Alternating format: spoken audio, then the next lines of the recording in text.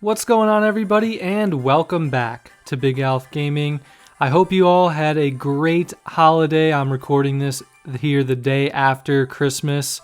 And yeah, I'm excited to get back into it. In the last episode, we took down some Team Galactic grunts and we obtained I think it was the Works key. And now today we're going to be heading inside the Valley Windworks building in order to face off against Team Galactic. Before I do that though, I know I am not recording this on a Friday, but I did want to mention there is a special event that happens on Fridays. I think it's pretty much any time of the day, but if you pull up to the Valley Windworks here, there will be a Drifloon just kind of chilling outside. I'm not positive that it's any time of the day. Maybe it's just the evenings or something, but I think it's any time on Fridays you can snag a Drifloon just right in front of the building here. Really great addition to a team. It can actually learn flying, and ghost type. Pretty unique type combination, and one I would definitely recommend adding to a team. But yeah, I'm not going to be catching one. I'm not playing this on a Friday, but yeah, would definitely recommend it. But yeah, let's just go ahead and we will head inside the Valley Windworks here. It's locked from inside.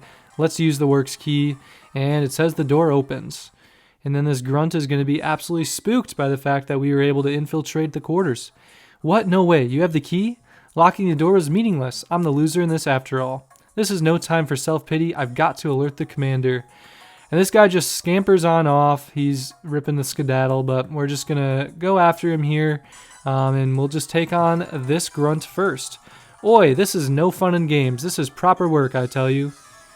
I mean, he kind of just looked like he was standing there doing absolutely nothing, but in any case, if he believes it's proper work, so be it.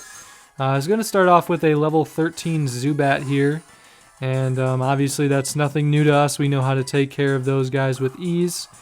And I need to move Bubble Beam up from the bottom left to the top left in the little bottom screen here, because it bothers me that I can't just hammer the A button for these battles. This guy says, "What? Some brat messed up my job," as if he wasn't truly the brat. But yeah, let's go ahead and I'm just going to take care of this right now. I can't believe it honestly took me this long to do this, because this stuff like normally bothers me immensely. So I'm just really surprised I would wait so long for it. But yeah, let's go ahead and we will take on this grunt next here. See who he's got on his team. Collecting electricity from the Valley Windworks, that's our mission. See, now honestly, like, it sounds like Team Galactic might actually be doing some good, like, for the world. Like, they're collecting electricity. Maybe they're going to use it to provide energy to people in need.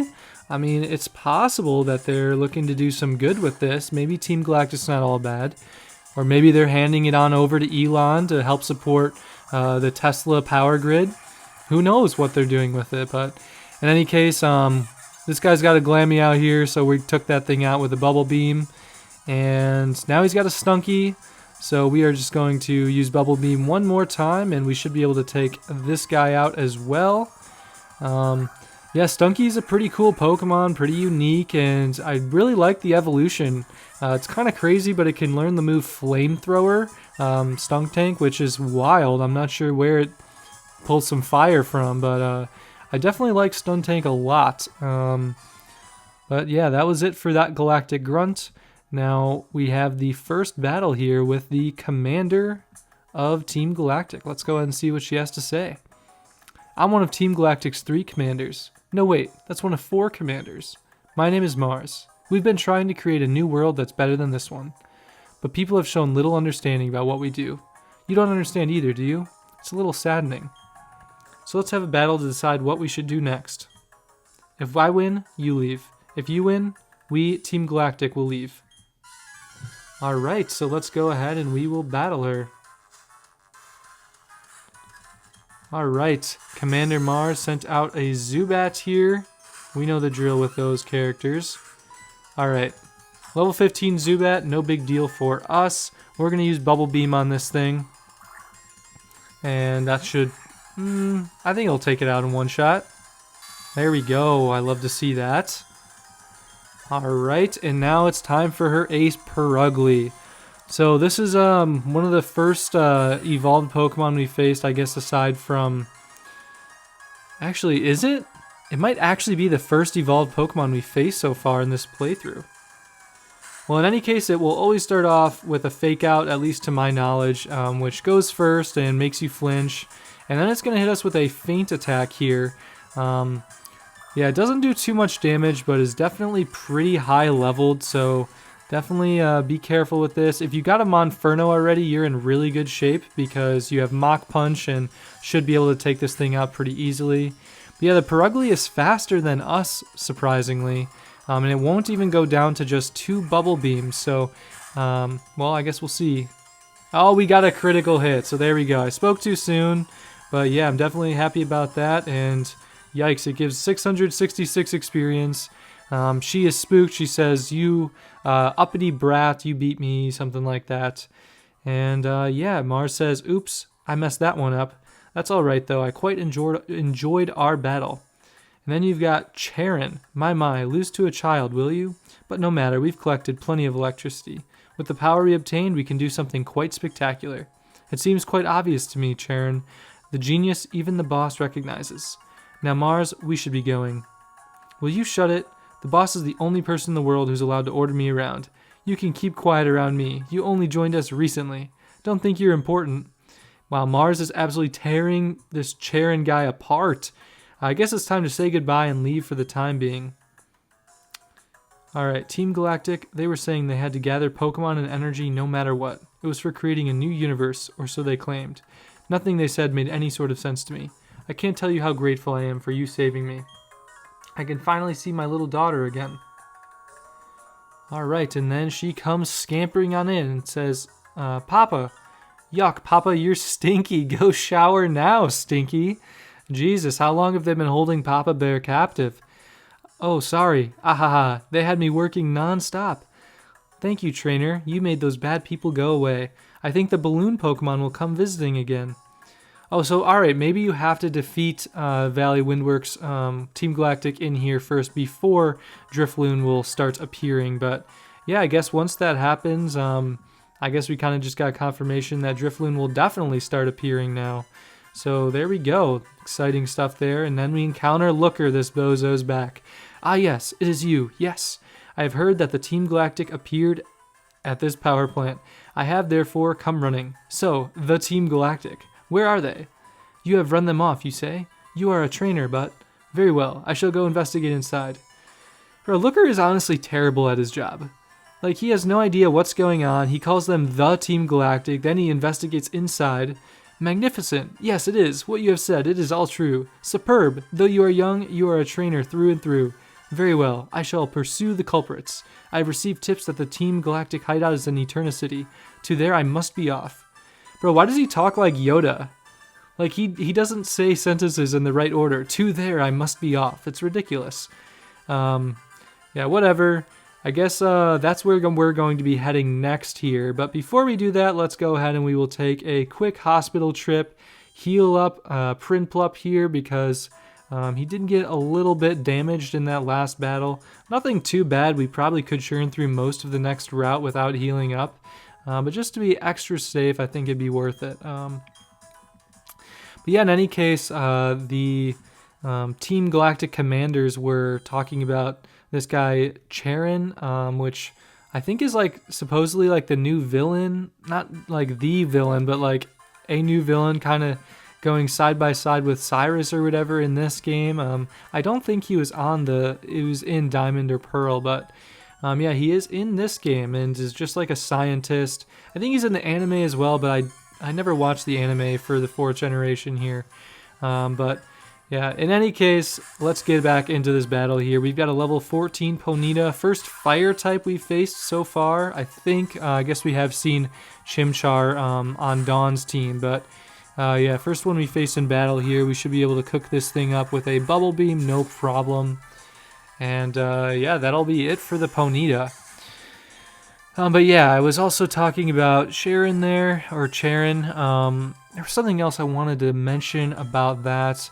Oh, it was about Team Galactic. They said they were harnessing electricity in order to create a new world. So I guess they weren't using it to supply the power grid. They're just kind of using it a little bit selfishly. So I'm not exactly sure what their new world's going to consist of yet.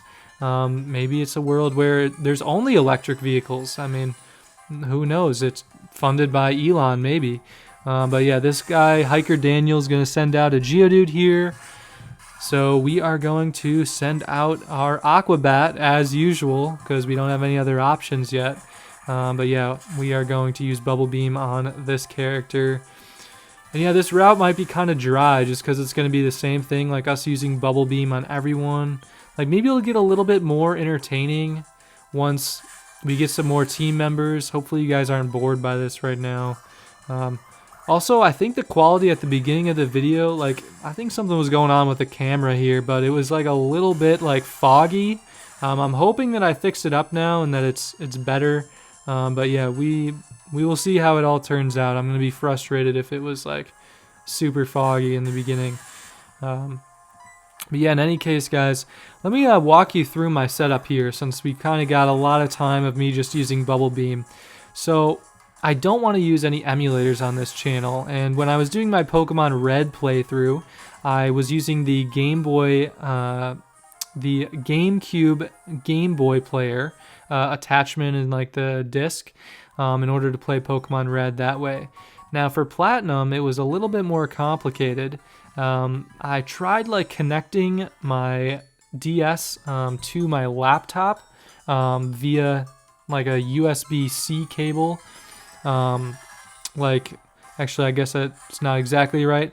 I had like my phone set up recording the DS screen, and I connected my phone to my laptop to try and use like QuickTime Player on MacBook. And it worked just fine, but I couldn't capture any game audio here, which was super frustrating.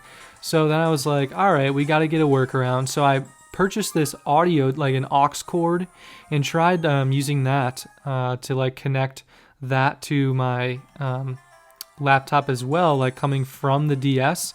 But all right, hold on real quick. I need to grab a Stardust here, a little hidden item. But yeah, so I grabbed this aux cable, tried to connect it to my laptop, and sound did come through it, but it was super quiet, like super shaky audio, like it went in and out, like it was unlistenable.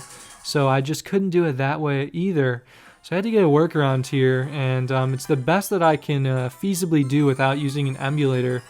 But I just have my phone set up on a tripod, just straight up recording my DS screen, and I have a microphone set up in between my phone and the DS so that it captures both my voice and the game audio. And that's the best that I can come up with. And then I airdrop it to my computer, and then I edit it from there. Like I edit like a DS screen over it. So yeah, I mean, I'm definitely receptive to your guys' feedback. Anything I can do to improve it without using an emulator, that's always welcome.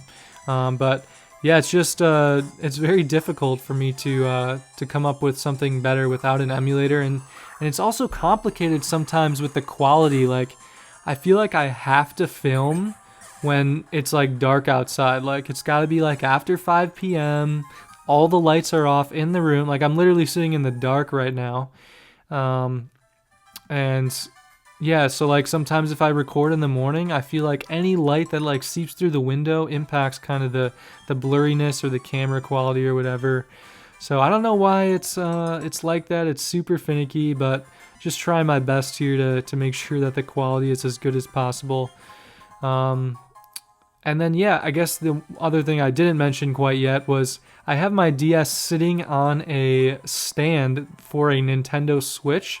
So I have to play like the entire game like without moving my hands at all. Like I have to keep the DS like perfectly still. And sometimes like I just get a little bit rowdy, a little bit rambunctious when I'm playing and I move it. So if you guys check in some videos, like you might notice that the screen kind of drifts to the side over time, like the text box like that says Aquabat used Bubble Beam. Like at the start of the video, it might be perfectly in frame, and then it kind of drifts out of frame towards the end of the video because I accidentally moved my hands a little bit. Like, it's just absolutely wild how this setup has to be for me without using an emulator. But yeah, I guess the next best option would be using a capture card. but I really don't want to install one. Maybe I'll end up buying like a modded DS if I can snag one off of Facebook Marketplace or something that already has one of those capture cards inside of it. But see, the thing is I just don't know how to quite use it yet. I know I could definitely learn, but like I'd have to figure out how to connect it to my laptop, how to use that program. And I'm sure there's like many tutorials on YouTube for it, and that I definitely could do it. But I'm just hesitant to like spend a few $100s on it if it doesn't end up working out. But yeah, so this is the setup that we've got so far here. And yeah, hopefully the quality is at least serviceable. At least now, like it looks like it's coming through like pretty clean on the camera, but it definitely did not at the start of this video. So hopefully all is good now. But yeah, if you want me to like make a video like kind of walking through like this whole setup, I mean, I definitely can. I just don't know how efficient it is because like I know the easy route is definitely just like using an emulator. And that's probably the way most YouTubers record their videos. I just didn't quite feel like doing it that way. Don't want to get into any gray areas, and also I just know that Nintendo is can be a little bit tricky with some of their content sometimes. You know, you don't want to have any copyright issues, so yeah, I don't want to run into any of that, and this way should circumvent all of that. So alright, I know that was kind of a huge little tangent there, but yeah, we are now back in battle here. We've got a Piplup here, level 14. It's sad that we have to damage our family, but it's what has to be done here, guys. So yeah, this Piplup is taken out here, and we grew to level 24. There we go. So we're already 2/3 of the way to an evolution, and we're learning the move Bide. I'm not even going to teach it to him. Super dangerous on those Cricketots, but I don't think it has much long-term use in this game, at least not for my purposes. But yeah, let's go ahead and we will stop in this house real quick. And there's a bed inside here we can heal up. Maybe if we talk to her. You seem to be tired, rest a while. So we will do that. We will nourish our Aquabats, make sure that he's top tier, healthy as an ox. And yeah, let's go ahead and we will head down here. I think there's like some item we missed. Oh yeah, there we go. Alright, so there's a super potion there. And so glad the bag space is finally expanded in this game after having to deal with the buffoonery in the last game where I ran out of bag space every 2 seconds. But so glad I don't have to deal with that anymore. We're going to head up this way, but we've got some cut trees, so you can't do anything there for right now. Then we can talk to this guy. Many poison-type Pokemon make the Eterna Forest their home, but I didn't buy antidotes. What should I do? Do I press on or do I go back? I mean, you can't live your life in fear, bro. You just gotta go for it. But yeah, so we made it through that little route of trainers there, and I didn't narrate any of the battles. I just kind of talked to you guys. But yeah, in any case, in the next episode, we are going to head through the Eterna Forest and hopefully arrive at Eterna City. So thank you all for watching, and I'll see you all next time.